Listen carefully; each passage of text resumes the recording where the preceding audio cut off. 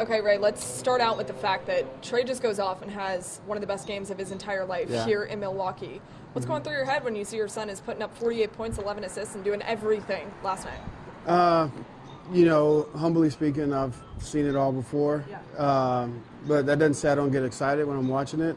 You know, I'm just sitting there stressing, just hoping they win the game. So, you know, stats are one thing, but I want them to win the game and, you know, hopefully move forward to get into that next round. So, I mean, it's just exciting to watch, but, you know, I'd be lying to say if I have never seen it. Yeah, and, you know, you talk about you've seen it before, and I think a lot of us that have paid attention to Trae for a long time have seen it before, but it's just now becoming a thing where nationally he's talked about. Nationally he's starting to become a superstar. Yeah. Does that blow your mind a little bit? I wouldn't say it blows my mind. It's just it's gratifying, you know, to see it happening for him and for the city. He wants to make, you know, the city of Atlanta, you know, so proud of him and his team. So I'm just glad they're starting to get the national attention. And he always knew that it comes with winning games, and him and John and the rest of the guys always talk about if we just win games and do what we're supposed to do, everything else will come. When Trae got drafted, Atlanta needed a lot of help. The Hawks needed a lot of help. And now here we are, you know, 4 years later, Trae is doing what he's doing. How surreal is it that now we're talking about a team that could potentially go on to win an NBA title?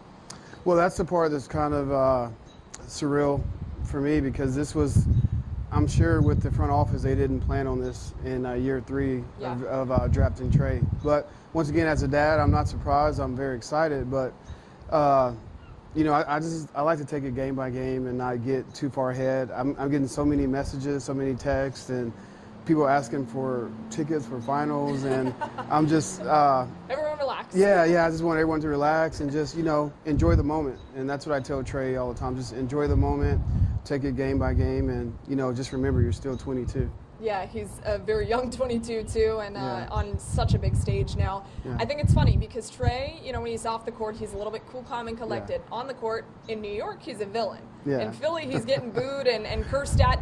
Here, people were saying some things last night. Does he? Do you feel like he just kind of breaks through in those moments? He enjoys that?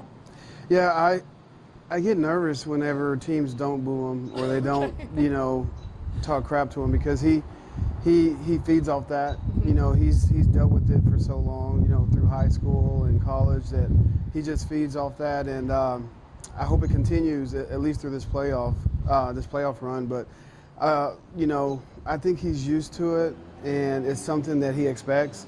So it doesn't really get to him. Could you ever have imagined that your son is getting named with guys like Kobe, like Michael Jordan, like all of these guys who created basketball and made it what it is?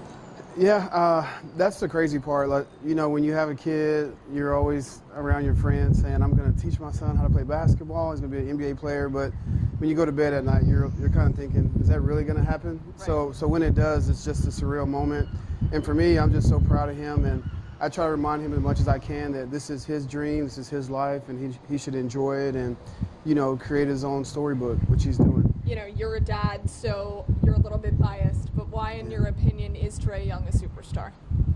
Well, in my mind, he's a superstar because of how good of a kid he is, and that's more than basketball. I think, you know, he cares about people on the court, his teammates, and the people off the court, and I think he has such a passion for proving people wrong and wanting to bring that first championship to Atlanta. So for me, I think those are just some of the definitions of a superstar. And if he can help his team bring a championship to Atlanta one day, you know, I think that would be just a great story to talk about. You think they could do it this year?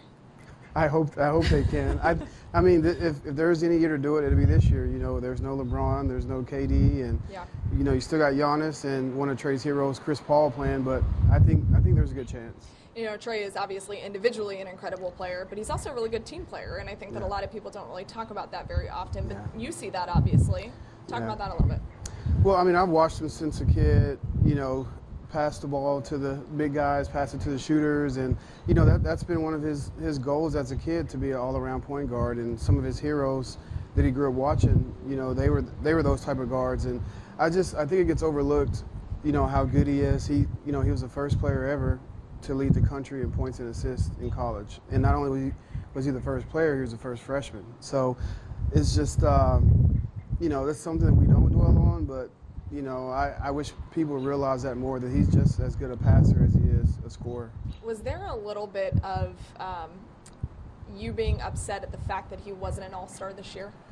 I never get upset because I realize how blessed he is and how blessed our family is, but I would use the word disappointed. You know, I was really disappointed that he didn't make, you know, an All-NBA team last year or this year. You know, he's the first player ever to be in the top 5 scoring and assisting that didn't make it. So, you know, those are just things that you kind of, you know, write down and use it as a chip on your shoulder to try to achieve at a later time. And I know he does that.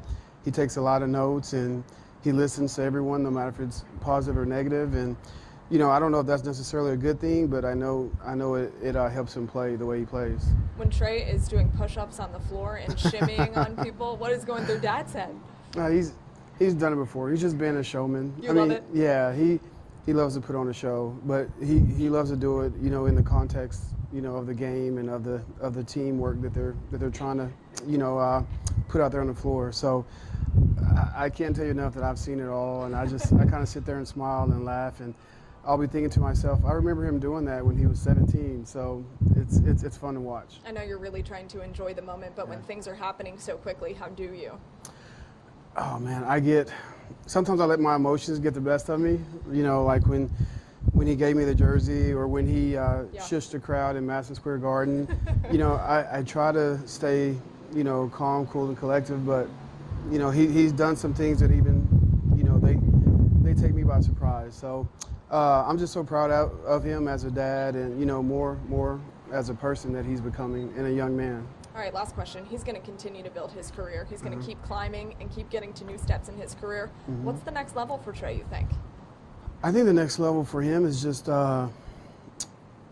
winning, just continuing to win and be a leader. And when I say being a leader, that's on the court and in the city of Atlanta. Like, he has an opportunity to do what some of the all-time greats have done, and that's, you know, win championships, but also give back, you know, to the city that's behind you and that has helped you. I mean, the people in Atlanta have taken care of him so much that he feels that he owes them a lot, and he's going to fight tooth and nail to bring them a championship. Okay, I lied to you. One more question.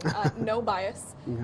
Is Trae Young, your son, one of the greatest to ever come through Atlanta? I can't answer that right now. I have so much respect for the history of the game, and, you know, Mookie Blaylock, who was also point guard from Oklahoma, Dominique, you know, Pistol Pete, you know, I can go on and on. So you're never going to hear me say that until he's holding up a championship trophy. And the city has so much history in sports, period. And I just respect the Hawks so much, and, you know, what they've done for the city. And hopefully Trae could be, you know, named in those conversations one day.